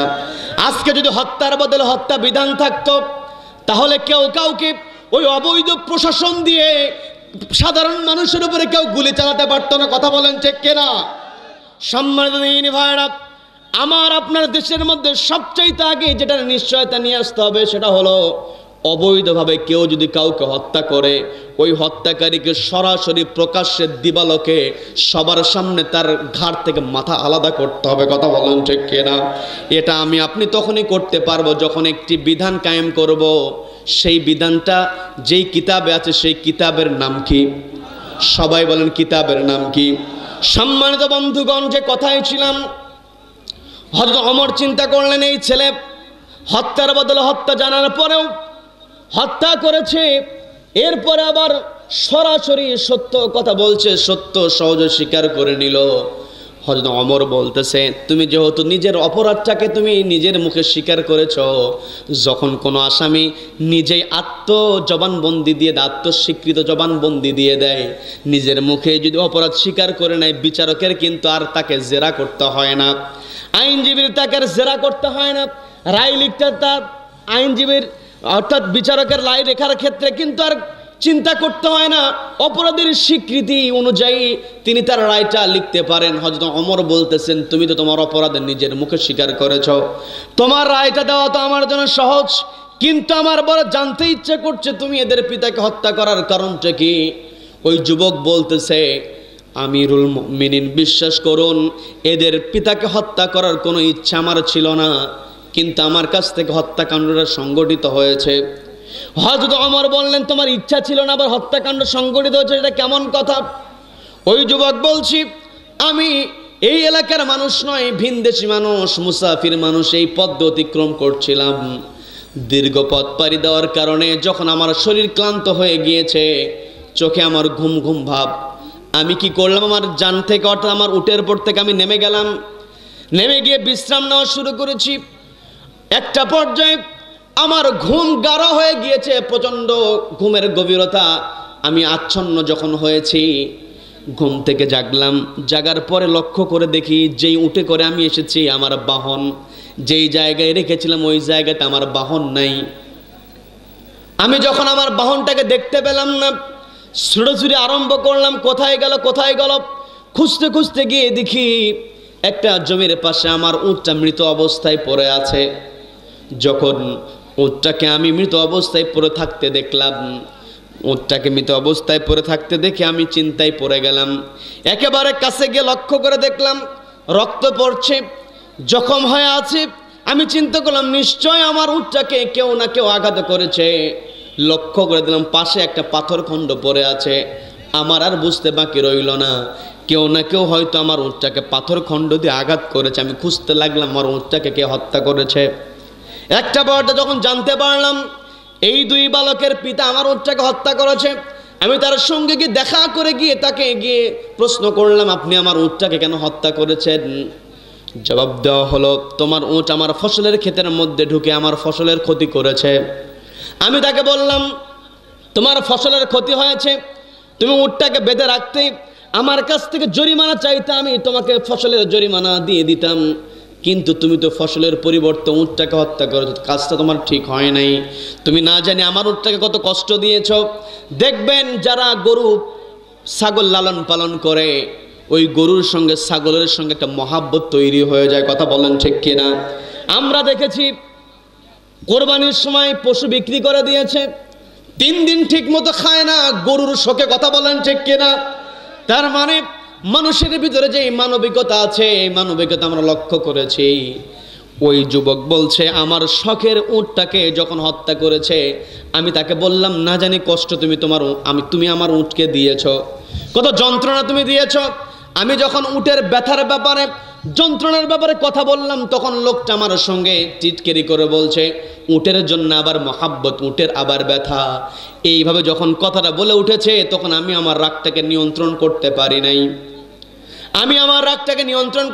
নাই। পাশে থাকা একটা পাথর খণ্ড আমার হাতে নিয়ে আস্তে করে তাকে আঘাত করে বোঝাতে চেয়েছিলাম, তুমি তো পাথর দিয়ে আমার উটটাকে হত্যা করেছো, এই পাথর দিয়ে তোমাকে আস্তে করে আঘাত করলাম, দেখো তো ব্যথা পাও কিনা। এটা বোঝানোর জন্য তাকে আমি আস্তে যখন আঘাত করতে গিয়েছি, আস্তে আঘাত করতে গিয়ে লোকটা আমার কাছে যখন তেড়ে এসেছে, তখন আর আঘাতটা আস্তে থাকে না, জোরে লেগে গেছে। বৃদ্ধ মানুষ সেখানেই মারা গিয়েছে। আমিরুল মুমিনিন, আমার তো মেরে ফেলে দেওয়ার উদ্দেশ্য ছিল না, আমার অন্তরের খবর একজন জানেন, তিনি কে? সবাইকে বলতে হবে তিনি কে। আমি সত্য কথা বলছি, আমার মারার ইচ্ছা ছিল না, আমাকে কি ক্ষমা করা যায় না?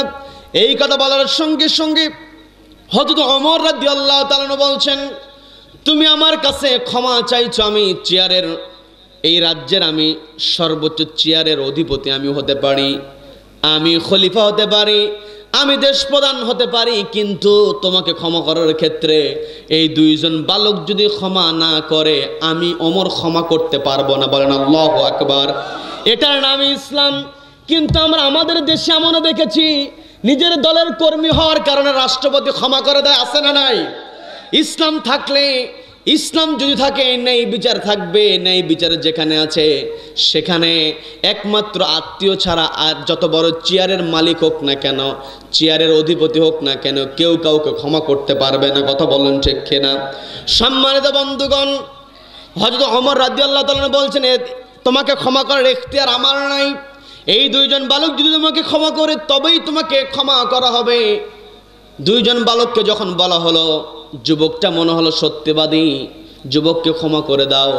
ওই দুইজন বালক বলছে, আমরা এতিম হয়ে গিয়েছি, আমার পিতার হত্যার প্রতিশোধ আমরা নিতে চাই, আমরা তাকে ফাঁসির কাস্টে ঝোলাতে চাই, তার মৃত্যুদণ্ড হোক, এটা আমরা চাই। এই কথা বলার পরে হযরত ওমর বললেন, তুমি যেহেতু অন্যায় করেছো, তুমি একটা কথা ওই দুই বালকের পিতার সঙ্গে বলেছিলে ফসলের ক্ষতি, ওই ফসলের ক্ষতি দিয়ে পূরণ করতে, তুমি যে কি করলে, তোমার উটটাকে হত্যা করেছে, তুমি যদি আমার কাছে আসতে আমি তোমাকে উটের বদল উটের ব্যবস্থা করে দিতাম, কিন্তু তুমি তো কি করেছো, উটের পরিবর্তে মানুষকে হত্যা করেছো। কাজেই তোমার শাস্তি হত্যা ছাড়া আর কোনো শাস্তি হতে পারে না, তোমার হত্যা কার্যকর হবে, তোমার মৃত্যুদণ্ড কার্যকর হবে, কিসাস বাস্তবায়িত হবে। এই কথা বলার পরে ওই যুবক বলতেছে, আমিরুল মুমিনিন, আমাকে ফাঁসির কাস্টে ঝোলান, আমার মৃত্যুদণ্ড দিয়ে দেন, আমার কোনো আপত্তি নাই। তবে আমি একটা আবদার করি, সেটা হলো আমি আমার বাড়ি থেকে চলে এসেছি, আমার বাবা যখন দুনিয়া থেকে বিদায় হয়ে যায়, আমার ছোট ভাই বয়সে ছোট ছিল, আমার ছোট ভাইয়ের কিছু অর্থ আমার বাবা আমার কাছে জমা রেখেছিলেন, কিছু সম্পত্তি আমার কাছে আমানত হিসেবে রেখে দিয়েছিলেন। কিন্তু আমি সফরে বের হয়েছি, আমার ছোট ভাইকে তো আমি আমানত বুঝিয়ে দেই নাই। এই আমানত বুঝিয়ে না দিয়ে যদি আমার ফাঁসি কার্যকর হয়ে যায়, তাহলে তো আমি আমানতের খেয়ানতকারী হয়ে যাব। আমাকে কি একটু আগামী জুমার দিন পর্যন্ত একটু প্যারোলে মুক্তি দেওয়া যায় কিনা? আমার দেশে কিন্তু আমরা প্যারোলে মুক্তি দেখেছি, কথা বলেন ঠিক কিনা? কি কথা বলেন? প্যারোলে মুক্তির ব্যবস্থা আমার জন্য করা যায় কিনা? কিন্তু কষ্ট নিয়ে কথাগুলো বলতে হয়। আমরা এমনও দৃশ্য দেখেছি, অন্যায়ের প্রতিবাদ করে ভিন্ন দল করার কারণে মায়ের জানাজায় অংশগ্রহণ করবে, হাতের মধ্য থেকে হ্যান্ডকাপ পর্যন্ত খোলে নাই, পা থেকে ডান্ডেবেরি পর্যন্ত খোলে না, এমন দৃশ্য ছিল, কথা বলেন ঠিক কিনা? এত জুলুম করেছে, যার কারণে আল্লাহ সহ্য করতে পারেন নাই, এই বাংলার জমিন থেকে আল্লাহ পালাতে বাধ্য করেছেন, কথা বলেন। সম্মানিত দিনী ভাইরা, যখন ওইভাবে প্যারোল মুক্তির আবেদন করা হলো, হযরত ওমর রাদিয়াল্লাহু তাআলা আনহু বলছেন, তুমি তো সত্যবাদী, তোমাকে আমি চিনতে পেরেছি, কিন্তু আমি তোমাকে যদি ছেড়ে দেই, তুমি পরিবারের কাছে যাওয়ার পরে তোমার পরিবারের সন্তান সন্ততি ভাই বোনেদের সঙ্গে দেখা হওয়ার পরে তুমি যদি দুনিয়ার প্রতি আকৃষ্ট হয়ে যাও, দুনিয়ার প্রেমে পড়ে মরণকে ভয় করে তুমি যদি হাজির না হও, তোমাকে আমার হাতে সুপর্দ করার পর আমি তোমাকে যদি ছেড়ে দেই, আর এই দুই ভাই যদি আমার কাছে বিচারটা না পাই, তুমি যদি পালিয়ে যাও, তুমি যদি আর হাজির না হও, এই দুইজন বালক কিয়ামতের ময়দানে যদি আল্লাহর কাছে আমার বিরুদ্ধে অভিযোগ করে, আমি ওমর আল্লাহর সামনে কোনো কথা বলতে পারবো না। বলেন আল্লাহু আকবার। হযরত ওমর কেমন সচেতন ছিলেন, ইয়াতিম বাচ্চা কি করবে সমাজের মধ্যে দেখা যায় গরিব মানুষের প্রতি জুলুম করা হয়েছে, পক্ষে কথা বলার বড় কেউ নাই, প্রভাবশালী কেউ নাই। অন্যায় হওয়ার পরে যার সঙ্গে অন্যায় করা হয়, গরিব মানুষের প্রতি জুলুম করা হয়, আবার বিচার করতে সেবার গরিব মানুষের বিরুদ্ধে রায় দেয়, কথা বলেন ঠিক কিনা? আজকে আমি আপনি হয়তো দুনিয়ার সুবিধার জন্য মাজলুমের বিরুদ্ধে কথা বলছি, মাজলুমের পক্ষে কথা বলছি না, কিন্তু যেই দিন আলাইসাল্লাহু বিআহকামিল হাকিমিন, আল্লাহ যেই দিন বিচার কায়েম করবেন, ওই দিন মাজলুমের পক্ষে আল্লাহ স্বয়ং নিজেই ওকালতি করবেন। বলেন না সুবহানাল্লাহ। সম্মানিত বন্ধুগণ, হযরত ওমর রাদিয়াল্লাহু তাআলা আনহু বললেন, আমি যে তোমাকে ছেড়ে দেব, তোমাকে কার জিম্মায় আমি ছেড়ে দেব? তুমি যদি হাজির না হও, কাকে ধরবো? তুমি যদি এই জায়গায় কোনো জিম্মাদার নিয়োগ করতে পারো, তাহলে তোমাকে আমি ছাড়তে পারি। ওই যুবক বলছে, আমিরুল মুমিনিন, আমি মুসাফির মানুষ, এই জায়গায় তো কাউকে আমি চিনি না যে আমার পরিবর্তে কাউকে এখানে জিম্মাদার নিয়োগ করব, আমি তো কাউকে চিনি না। হযরত ওমর বলছেন, যদি কোনো জিম্মাদার নিয়োগ করতে না পারো, আমি যত বড় চেয়ারের মালিক হই না কেন, আমি তোমার কোনো ব্যবস্থা করতে পারবো না। বলেন আল্লাহু আকবার। হযরত ওমর রাদিয়াল্লাহু তাআলা যখন বললেন, জিম্মাদার নিয়োগ না হলে তোমাকে আমি ছাড়তে পারবো না, ওই অবস্থায় ওই যুবক এখন চিন্তা করতেছে, আমি তো মুসলমান, আমার সামনে যারা বসে আছে সবাই তো মুসলমান, একজন মুসলিম আরেকজন মুসলিম ভাই ভ্রাতৃত্বের বন্ধনে আবদ্ধ করেছেন কে? সবাইকে বলতো ভ্রাতৃত্বের বন্ধনে আবদ্ধ করেছেন কে? ওই যুবক উপস্থিত সবাইকে লক্ষ্য করে বলল, ও আমার মুসলিম ভাইয়েরা, তোমরা কে আছো? আমি বিপদের সম্মুখীন হয়েছি, মুসলিম ভাই হিসাবে কে আমার জন্য সহযোগী হবে, আমার জন্য জিম্মাদারি গ্রহণ করবে? আগামী জুমার দিনে আমি সূর্যাস্তের পূর্বে এই জায়গায় হাজির হয়ে যাব, কে আমাকে সহযোগিতা করবে? কে আছো? এইভাবে 3 বার সহযোগিতা চাইলো। সবাই বলেন কয়বার? সবাই বলেন কয়বার? 3 বার যখন সহযোগিতা চাওয়া হলো, কেউ কোনো কথা বলে না, সবাই চুপচাপ। যুবকের চেহারার মধ্যে ভয়ের ছাপ। এতক্ষণ পর্যন্ত যুবকের চেহারার মধ্যে তেমন ভয় দেখা যায় নাই। যুবকের চেহারার মধ্যে ভয়ের ছাপ দেখা গিয়েছে, চেহারাটা মলিন হয়ে গিয়েছে। এমতো অবস্থায় নবীজির সাহাবী ছিলেন আবু যর গিফারি রাদিয়াল্লাহু তাআলা আনহু। বিরক্ত হচ্ছেন নাকি আপনারা? আবু যর গিফারি রাদিয়াল্লাহু তাআলা আনহু তিনি দাঁড়িয়ে গেলেন। দাঁড়িয়ে গিয়ে বলছো, যুবক তোমার চিন্তিত হওয়ার কোনো দরকার নাই, আমি তোমার জন্য জিম্মাদারি নিয়ে নিলাম। বলেন আল্লাহু আকবার। একটা বর্ণনায় পাওয়া যায় আবু যর গিফারি রাদিয়াল্লাহু তাআলা আনহু বলতেছেন, ভাই তোমার তো বাহন উট ছিল, উট তো মারা গিয়েছে, তুমি কেমন করে যাবে? আমি তোমার জন্য জিম্মাদারি গ্রহণ করব, এর সঙ্গে আমার উটটাকে, আমার ঘোড়াটাকে তোমার সঙ্গে দিয়ে দিলাম যেন তুমি দ্রুত ফিরে আসতে পারো। বলেন আল্লাহু আকবার। যদিও ঘোড়া দেওয়ার বর্ণনাটা দুর্বল, তারপরও এটা হওয়া অস্বাভাবিকের কিছু নাই। কথা বলেন ঠিক কিনা? কারণ সাহাবীরা দুনিয়াকে কখনো প্রাধান্য দেয় নাই। সাহাবায়ে কেরাম সব সময় জান্নাতকে প্রাধান্য দিয়েছেন, কারণ প্রকৃত মুমিন যারা, ইন্নাল্লাহা আশতারা মিনাল মুমিনিনা আনফুসাহুম ওয়া আমওয়ালাহুম বিআন্না লাহুমুল জান্নাহ। আল্লাহ রাব্বুল আলামিন স্পষ্ট জানিয়ে দিলেন, ইন্নাল্লাহা আশতারা মিনাল মুমিনিন, নিশ্চয় আল্লাহ রাব্বুল আলামিন মুমিনদের কাছ থেকে ক্রয় করে নিয়েছেন আমওয়ালাহুম ওয়া আনফুসাহুম বিআন্না লাহুমুল জান্নাহ, জান্নাতের বিনিময়ে। তার মানে সাহাবায়ে কেরাম সব সময় জান্নাতকে প্রাধান্য দিয়েছেন, দুনিয়াকে তারা প্রাধান্য দেন নাই, দুনিয়ার সম্পদকে তারা কখনো প্রাধান্য দেয় নাই। আমি আপনি যদি নবীজিকে আদর্শ হিসেবে গ্রহণ করতে চাই, তাহলে সাহাবায়ে কেরামগণ যেইভাবে নবীজিকে অনুসরণ করেছেন, আমাকে আপনাকে সেইভাবে অনুসরণ করতে হবে। আল্লাহ কবুল করেন, বলেন আমিন, বলেন আমিন। সম্মানিত বন্ধুগণ, আবু যর গিফারি বললেন, তোমার জন্য আমি জিম্মাদারি গ্রহণ করলাম। আবু যর গিফারি রাদিয়াল্লাহু আনহু জিম্মাদারি গ্রহণ যখন করলেন, হযরত ওমর বলতেছেন, ও আবু যর, খেয়াল করে জিম্মাদারি গ্রহণ করো। এই অচেনা যুবক যদি এই জায়গায় হাজির না হয়, তোমাকে কিন্তু ওই যুবকের পরিবর্তে ফাঁসির কাছে যেতে হবে, তোমার কিন্তু মৃত্যুদণ্ড কার্যকর হবে। গিফারি বলছে, এটা জেনেই আমি জিম্মাদারি নিয়েছি। বলেন আল্লাহু আকবার।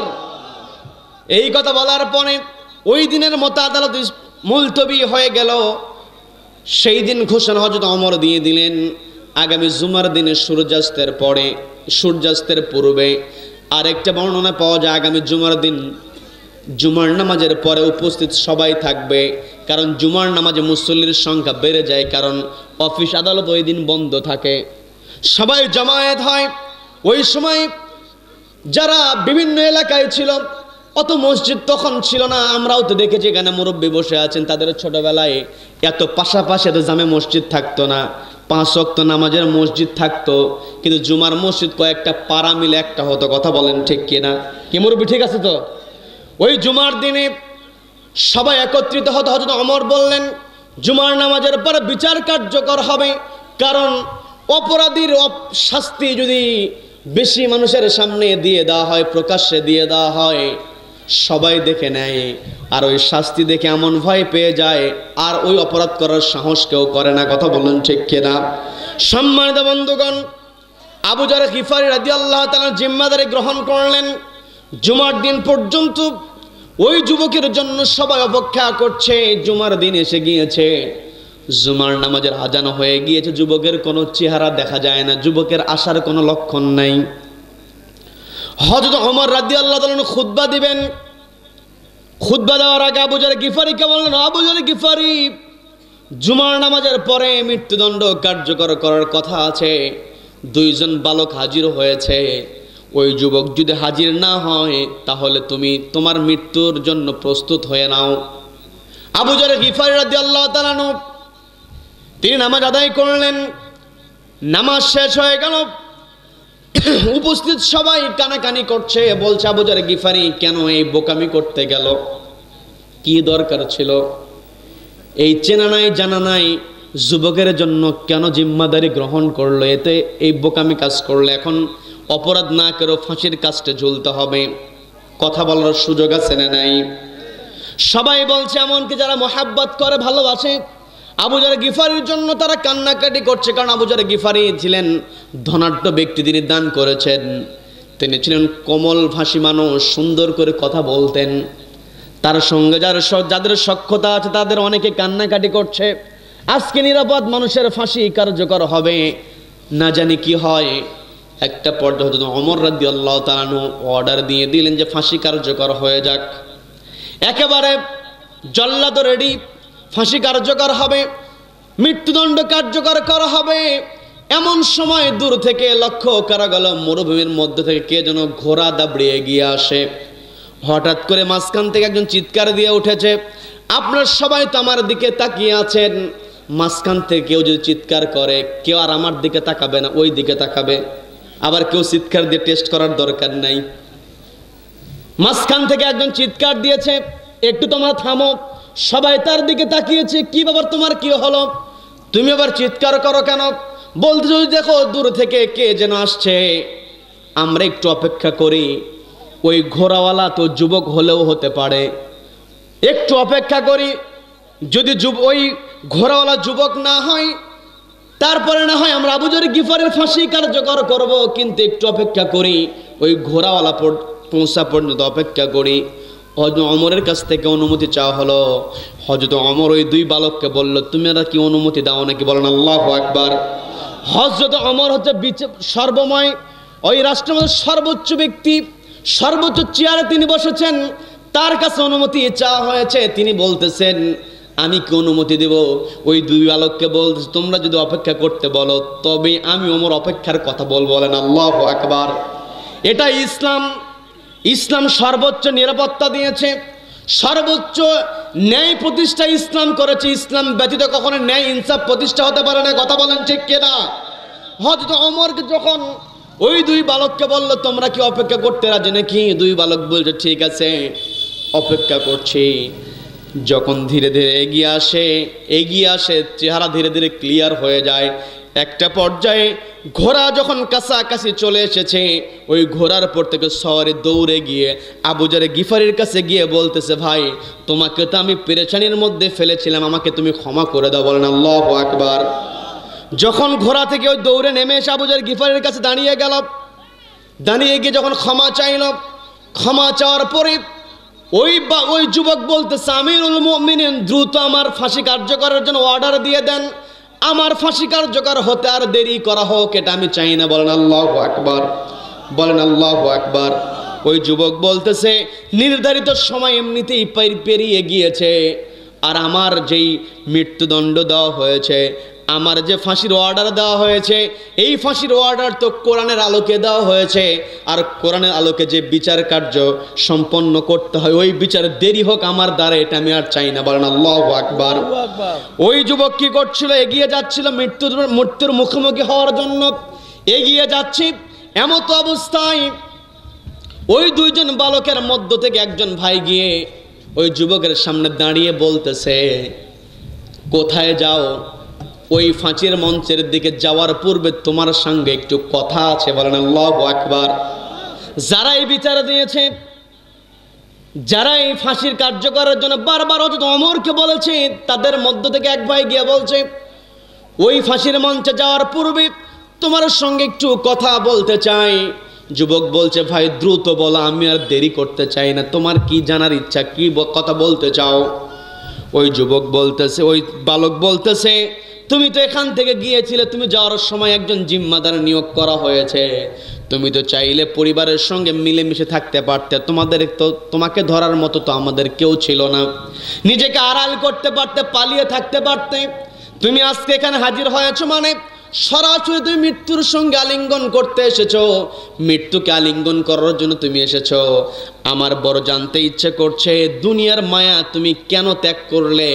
দুনিয়ার মায়া ত্যাগ করে পরিবার ছেড়ে কেন মৃত্যুর জন্য বহুদূরের পথ পাড়ি দিয়ে তুমি ফাঁসির মঞ্চের দিকে এগিয়ে যাচ্ছে? একটু জানতে চাই। আপনারা শুনবেন কি? শুনবেন? শুনবেন? এই বছর নাকি সামনে বছর? এই বছরই আজকেই মানে এখনই বলে আল্লাহু আকবার, বলে আল্লাহু আকবার। আমার ডান পাশে মুরব্বী, বয়স হলে হবে কি 4 ভাইয়ের মধ্যে কিন্তু সবার বড়, কি কি ঠিক আছে না? 4 ভাই না ওনারা? 4 ভাই। সবার ছোট ভাইয়ের নাম হচ্ছে তোফাজ্জল হোসেন না? উনি হাফেজ, উনি পিতামাতার জন্য দোয়া চেয়েছে, তাদের পিতামাতাকে আল্লাহ ক্ষমা করে দিন, বলেন আমিন, বলেন আমিন। সম্মানিত বন্ধুগণ, যে কথায় ছিলাম, হযরত ওমর রাদিয়াল্লাহু তাআলার শাসন আমলে বিচার কার্য চলছে, বিচারের চূড়ান্ত যখন রায় হয়ে যাচ্ছে, অর্থাৎ রায় বাস্তবায়িত হয়ে যাচ্ছে, এমতো অবস্থায় ওই যারা বাদী ছিল তারাই যখন আসামিকে থামিয়ে দিয়ে বলছে, তোমার কাছ থেকে একটু ব্যাখ্যা জানতে চাই। এই কথা বলার পরে ওই যুবক বলতেছে, ভাই যদি শুনতে চাও আমি বলি। সেটা হলো, আমি যখন বিপদে পড়েছিলাম, আমি যখন জিম্মাদার নিয়োগ করেছিলাম, আমার ভাই আবু জার গিফারি আমার জন্য জিম্মাদার গ্রহণ করেছে। আমি চাইলে পালিয়ে থাকতে পারতাম, আর তোমরা 2 ভাই এর পরিবর্তে বিচার পেয়ে যেতে, আমার ভাই আবু জরের ফাঁসি কার্যকর হয়ে যেত। কিন্তু আমি চিন্তা করে দেখলাম, আমি যখন এই জায়গায় সাহায্য চেয়েছিলাম, আমি লক্ষ্য করে বলেছিলাম, ও আমার মুসলমান ভাইয়েরা, আমি নিজেকে মুসলিম পরিচয় দিয়েছি, মুসলিম পরিচয় দিয়ে একজন জিম্মাদার নিয়োগ করেছি। মুসলিম পরিচয় দিয়ে জিম্মাদার নিয়োগ করে আমি যদি চলে যাই, আর আমি যদি মরণকে ভয় করে এখানে না আসি, আর আমার পরিবর্তে আরেকজন মুসলমান ভাই যদি নিরপরাধ হয়ে ফাঁসির কাস্টে ঝোলে, তাহলে ইতিহাসে লেখা থাকবে একজন মুসলিম যুবক ওয়াদা দিয়ে ওয়াদা রক্ষা করে নাই। একজন যুবক ওয়াদা রক্ষার চাইতে মরণকে ভয় করেছে। একজন যুবক দুনিয়াকে প্রাধান্য দিয়েছে মুসলিম পরিচয় দিয়ে। আমি যেহেতু আমার পরিচয়টা উপস্থাপন করেছি, ওয়াদাবদ্ধ হয়েছে, আমি যদি আজকে হাজির না হতাম তাহলে ইতিহাসের পাতায় লেখা হতো মুসলিম গাদ্দারি করে। কিন্তু আমি চাই নাই আমার দ্বারা মুসলিমদের কলঙ্ক হোক, এটা আমি চাই নাই। যার কারণে মুসলমান যে ওয়াদা রক্ষা করে, ওয়াদা রক্ষাকারী হিসেবে মুসলিমদেরকে প্রমাণের জন্য জীবনের মায়া ত্যাগ করে আমি এই জায়গায় হাজির হয়েছি, বলেন আল্লাহু আকবার। যখন এই কথা বলা হলো, আরেকজন মাঝখান থেকে আবু জার গিফারি রাদিয়াল্লাহু তাআলাকে ডাক দিয়ে বলতেছে, আবু জার গিফারি, এই যুবক যদি আর সামান্য মুহূর্তে পরে হাজির হতো তাহলে তোমার তো ফাঁসি কার্যকর হয়ে যেত, তোমার তো ফাঁসির কাস্টে ঝুলতে হতো। এই যুবক যদি না আসতো তুমি তো মারা যেতে। আমরা একটু জানতে চাই তুমি কেন, কোন কারণে, কোন উদ্দেশ্য নিয়ে তুমি এই অচেনা যুবকের জন্য জিম্মাদারি গ্রহণ করেছো, জীবনের মায়া ত্যাগ করেছো, এর কারণটা কি? আবু জার গিফারি রাদিয়াল্লাহু তাআলা আনহু বলতেছেন, তাহলে শোনো, আমার উত্তরটা অনেকটাই যুবকের মতো। সেটা হলো, এই যুবক যখন আমাদেরকে বলেছিল, আমার মুসলিম ভাইয়েরা তোমরা কে আছো, আমি আমার আমানতের দায়িত্ব পালনের জন্য বাড়িতে যেতে চাই, আমার আমানত আমার ভাইদের কাছে বুঝিয়ে দেওয়ার জন্য আমরা তোমার কাছ থেকে সহযোগিতা চাই। এই কথা বলে যখন ওই যুবক আমাদের কাছ থেকে সহযোগিতা চেয়েছে, সে তার পরিচয় দিয়েছে মুসলমান, আমরাও তো মুসলমান। 3 বার যখন সে সহযোগিতা চেয়েছে, কেউ যখন সহযোগিতা করলো না, তখন আমি চিন্তা করলাম, আজকে যদি আমানতদারিতা রক্ষার জন্য একজন মুসলমানের পিছনে, একজন মুসলমানের সাথে যদি আমাদের এতগুলো মুসলমানের কেউ যদি সহযোগিতা না করি, আর এই যুবক যদি ফাঁসির কাস্টে ঝুলে যায়, তার আমানতদারিতা যদি রক্ষা করতে না পারে, তাহলে তো একটা কলঙ্কজনক ইতিহাস হয়ে যাবে যে অনেকগুলো মুসলমানের কাছে একজন মুসলিম তার আমানতদারিতা রক্ষার জন্য সাহায্য চেয়েছিল, কিন্তু অনেকগুলো মুসলমান তাদেরকে সহযোগিতা করে নাই। এই যে মুসলমানদের ন্যাক্কার জন্য একটা ইতিহাস লেখা হয়ে যাবে, মুসলমান জাতির বিরুদ্ধে একটা কলঙ্ক লেপন হবে। আমি আবু জার গিফারি চিন্তা করলাম, আমি যদি এই জায়গাতে একজন মুসলমানকে আমানতদারিতা রক্ষা করার ক্ষেত্রে যদি জিম্মাদারি নিয়ে যদি আমার জীবনটা দিয়ে দিতে পারি, তাহলে ইতিহাসের পাতায় লেখা হবে একজন মুসলমান আর একজন মুসলমানকে সহযোগিতা করতে জীবন পর্যন্ত দিতে পারে, বলেন আল্লাহু আকবার, বলেন আল্লাহু আকবার। তার মানে মুসলমানের বৈশিষ্ট্য কেমন হওয়া দরকার? এই যে লম্বা ঘটনাটা আমি বললাম, লম্বা ঘটনার মধ্যে ওই যুবকের মধ্যে যে বৈশিষ্ট্যটা ছিল, যুবক ছিল সত্যবাদী। যুবক কি ছিল? সবাই বলেন কি ছিল? আমি যে শুরু করেছিলাম, লাকাদ কানা লাকুম ফি রাসূলিল্লাহি উসওয়াতুন হাসানা, রসুল হলো আমাদের জন্য উত্তম আদর্শ। এই উত্তম আদর্শের রসুল তিনি ছিলেন সত্যবাদী। ওই যুবক সত্যবাদী হওয়ার কারণেই সে সত্য কথা বলেছে, কথা বলেন ঠিক কিনা? সম্মানিত বন্ধুগণ, শুধু তাই নয়, ওই যুবক তখন মৃত্যু কার্যকর হবে, অর্থাৎ কোনো জিম্মাদারি সহযোগিতা করার জন্য জিম্মা নেয় না। আবু যর গিফারিও দাঁড়ায় নেয়। চেহারা তার মলিন হয়েছিল, ওই চেহারা মলিন হয়েছিল তার মরণের জন্য নয়। চেহারাটা মলিন হয়েছিল, আমার যদি এখন ফাঁসি হয়ে যায়, আমার বাবা আমার কাছে যে আমানত রেখেছে, এই আমানত না বুঝিয়ে দেওয়ার কারণে তো আমি আমানতের খেয়ানতকারী হয়ে যাব। তাহলে চিন্তা করে দেখুন, ওই যুবকের মধ্যে নবীজির আমানতদারিতার বৈশিষ্ট্য ছিল কি ছিল না? ছিল কি ছিল না? তার মানে নবীজির যে আদর্শ নিয়ে আমি আলোচনা করছি, নবীজির এক নম্বরের আদর্শ, নবীজির যে এক নম্বরের বৈশিষ্ট্য, নবীজি ছিলেন সত্যবাদী। ওই যুবকের মতো জীবন মৃত্যুর সন্ধিক্ষণে দাঁড়িয়েও আমাকে আপনাকে সত্যবাদী হতে হবে, কথা বলেন ঠিক কিনা? সত্য মানুষকে মুক্তি দেয়। আসিদকু ইউনজি, সত্য মানুষকে মুক্তি দেয়। যখন যুবকের সামনে এইভাবে আবু যর গিফারিও মুসলমানের সঙ্গে দাঁড়ানোর জন্য, মুসলমানের পক্ষে কথা বলার জন্য, তিনি নিজের জীবনটাকে উৎসর্গের জন্য যখন তার কথাটা ব্যক্ত করলেন, ওই যুবকও যখন বলল যে আমি আমার ওয়াদা পালনের জন্য এখানে মৃত্যুর মুখোমুখি হয়েছি, এই দুইটা কথা যখন উপস্থাপন করা হলো, এরপরে কি ঘটনা হলো এটা বলবো নাকি মনোদার দেব? মনোদার দেব? এটা তো একেবারে সংক্ষেপ।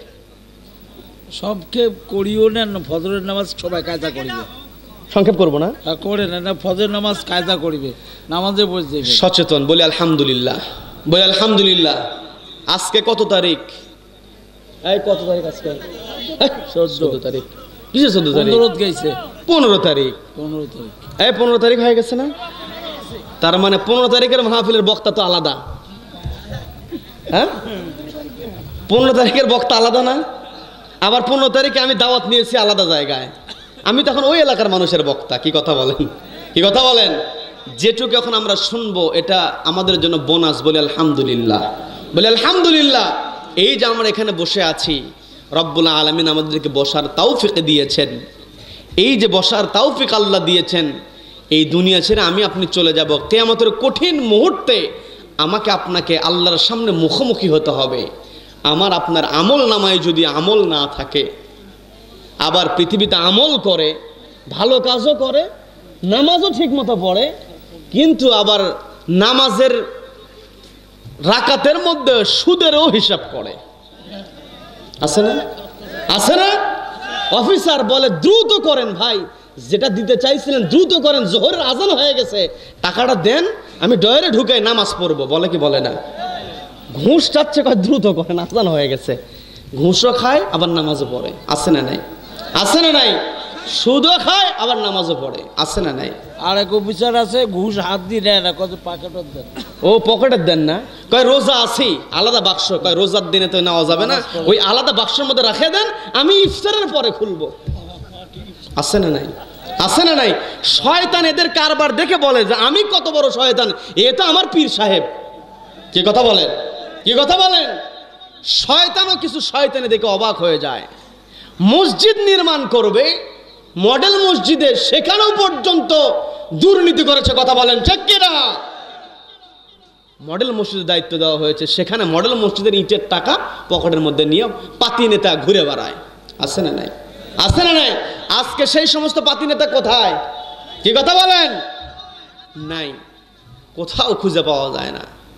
কি করে চেহারা এমন করে পাল্টায়, দাড়ি যার নাই দাড়ি রেখেছে, আর যার দাড়ি আছে পালানোর জন্য দাড়ি কামায়, আছে না নাই? তার মানে ধর্ম ব্যবসায়ী ওরাই, যারা স্বার্থের জন্য দাড়ি কাটতে পারে, এরাই প্রকৃত ধর্ম ব্যবসায়ী, কথা বলেন ঠিক কিনা? আমার দেশে দরবেশ পালিয়ে যাওয়ার জন্য দাড়ি কেটেছিল, কি কথা বলেন? কি কথা বলেন? এরা দুর্নীতি করার জন্য জাতির সামনে চেহারাটাকে সুন্দর বানানোর জন্য দাঁড়িয়ে রেখেছিল। এরা প্রকৃত রসুলকে ভালোবেসে দাঁড়িয়ে রাখে নাই। এর প্রমাণ হলো জানের ভয় নিয়ে পালানোর সময় এরা দাঁড়িয়ে কেটেছে, কথা বলেন ঠিক কিনা? টিভি দেখছে তো। কাজেই আমাদেরকে এখান থেকে শিক্ষা নিতে হবে, বুঝতে হবে। আমি এই কথা কেন বললাম আপনারা জানেন, তারপরও বললাম, এর কারণটা কি?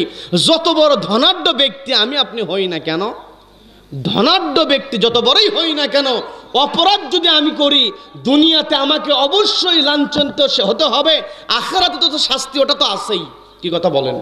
কি কথা বলেন? কাজে আমাকে আপনাকে সচেতন হতে হবে। এই পৃথিবীতে আমরা এসেছি, আমরা আদর্শ মানব বিশ্বনবী জনাবে মুহাম্মদুর রাসূলুল্লাহ সাল্লাল্লাহু আলাইহি ওয়াসাল্লাম। রসুলকে আমরা আদর্শ মানব।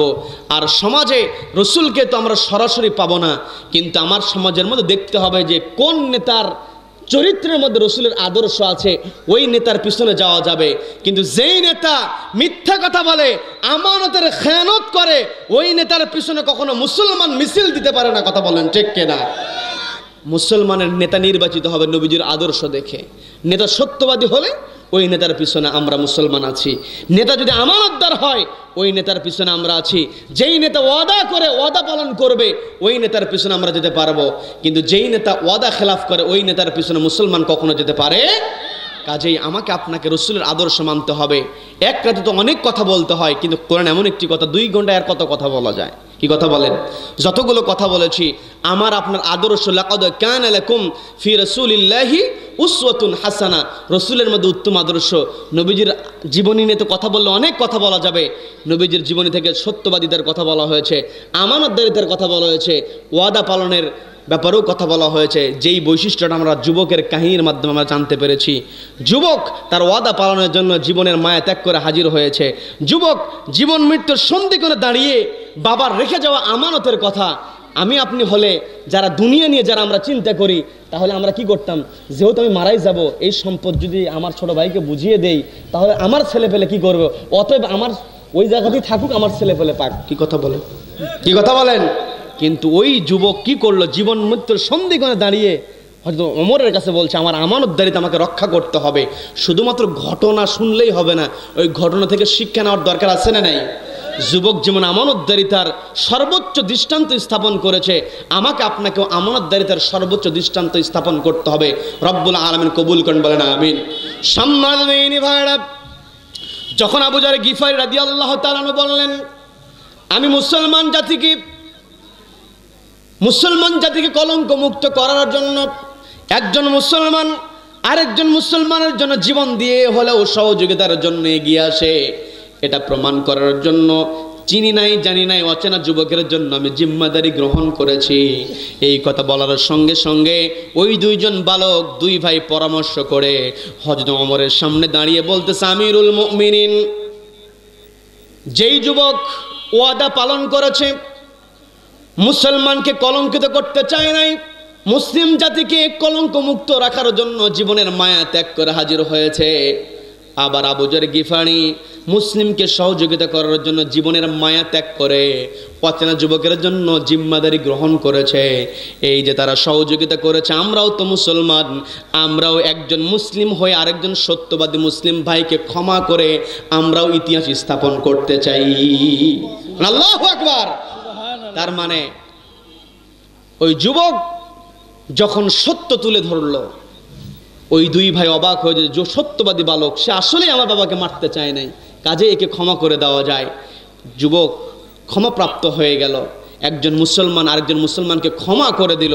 একজন মুসলমান আরেকজন মুসলমানকে সহযোগিতার জন্য নিজের জীবনের মায়া ত্যাগ করলো। কাজেই এই ঘটনা থেকে আমাদের শিক্ষা নিতে হবে। তারা পেরেছিলেন একটাই কারণ, তাদের পারার কারণটা হলো তারা আদর্শ মেনেছিলেন বিশ্বনবী জনাবে মুহাম্মদুর রাসূলুল্লাহ সাল্লাল্লাহু আলাইহি ওয়াসাল্লাম।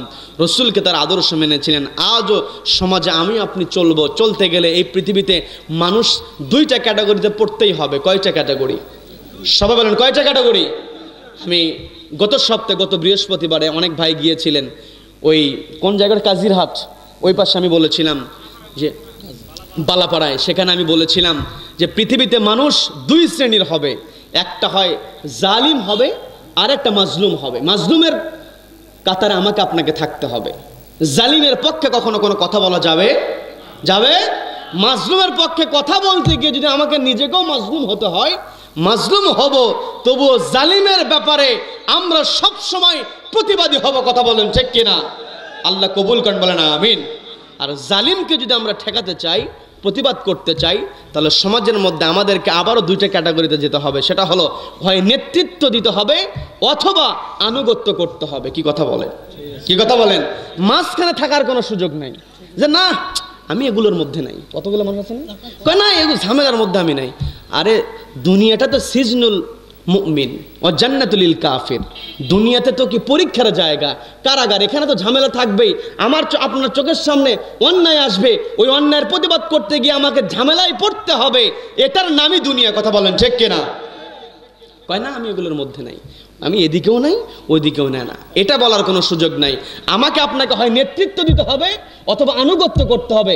যখন আমি আপনি নেতৃত্ব দিব, তখন নেতৃত্ব দেওয়ার সময় নবীজি জানিয়ে দিলেন, মান জাআলাহু আমামাহু ক্বাদাহু ইলাল জান্নাহ, যেই ব্যক্তি তার কোরআনকে সামনে রেখে নেতৃত্ব দিবে, তার জীবনটাকে সাজাবে, কোরআনকে নেতৃত্বের জায়গা দেবে, জাআলাহু আমামাহু, কোরআনকে তার নেতা বানাবে, ক্বাদাহু ইলাল জান্নাহ, ওই ব্যক্তিকে কোরআন আল্লাহর জান্নাতে প্রবেশ করায় দেবে। বলেন না সুবহানাল্লাহ। তার মানে আমি আপনি যখন সমাজে নেতৃত্ব দিতে যাব, নেতৃত্বের চেয়ারে যদি আল্লাহ আমাকে আপনাকে বসান, এটা আমার আপনার জন্য নেয়ামত, এটা আমার আপনার জন্য দায়িত্ব।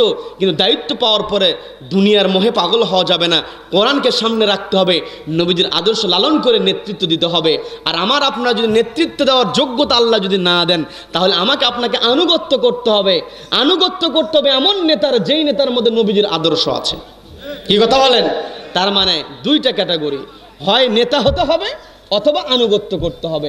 নেতাও হতে হবে কোরআনের আলোকে, নবীজিকে দেখে দেখে, আবার আনুগত্যও করতে হবে ওই নেতার আনুগত্য যেই নেতার মধ্যে কোরআন আছে, যেই নেতার মধ্যে নবীজির আদর্শ আছে। আমার কথা বুঝতে আপনাদের কষ্ট হলো? কষ্ট হলো? রব্বুল আলামিন আমাদের সকলকে কবুল করেন, বলেন আমিন, বলেন আমিন। আমরা কোরআন মানব নবীজিকে অনুসরণ করে। রব্বুল আলামিন নবীজির যে বৈশিষ্ট্য, যেই বৈশিষ্ট্যের কথা বলেছি, তিনটা বৈশিষ্ট্য বলেছি। এক, নবীজি সত্যবাদী ছিলেন, আমানতদার ছিলেন, ওয়াদা পালনকারী ছিলেন। রব্বুল আলামিন আমাদের সকলকে তিনটা বৈশিষ্ট্য অর্জন করার তৌফিক দান করুন, বলেন আমিন। আপনারা বসেন, আমরা মনোজাত করবো। ওয়া আখিরু দাওয়ানা আনিল হামদুলিল্লাহি রাব্বিল আলামিন। কারো কোনো কথা আছে? সমাপনী কোনো কথা আছে সভাপতি সাহেব?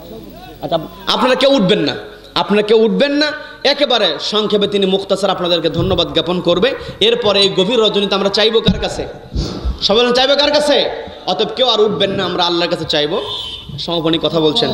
তাফসীরুল কোরআন মাহফিলের সকল ধর্মপ্রাণ মুসলমান সবার প্রতি আমার সালাম রইল, আসসালামু আলাইকুম। আমার শুধু একটা কথা,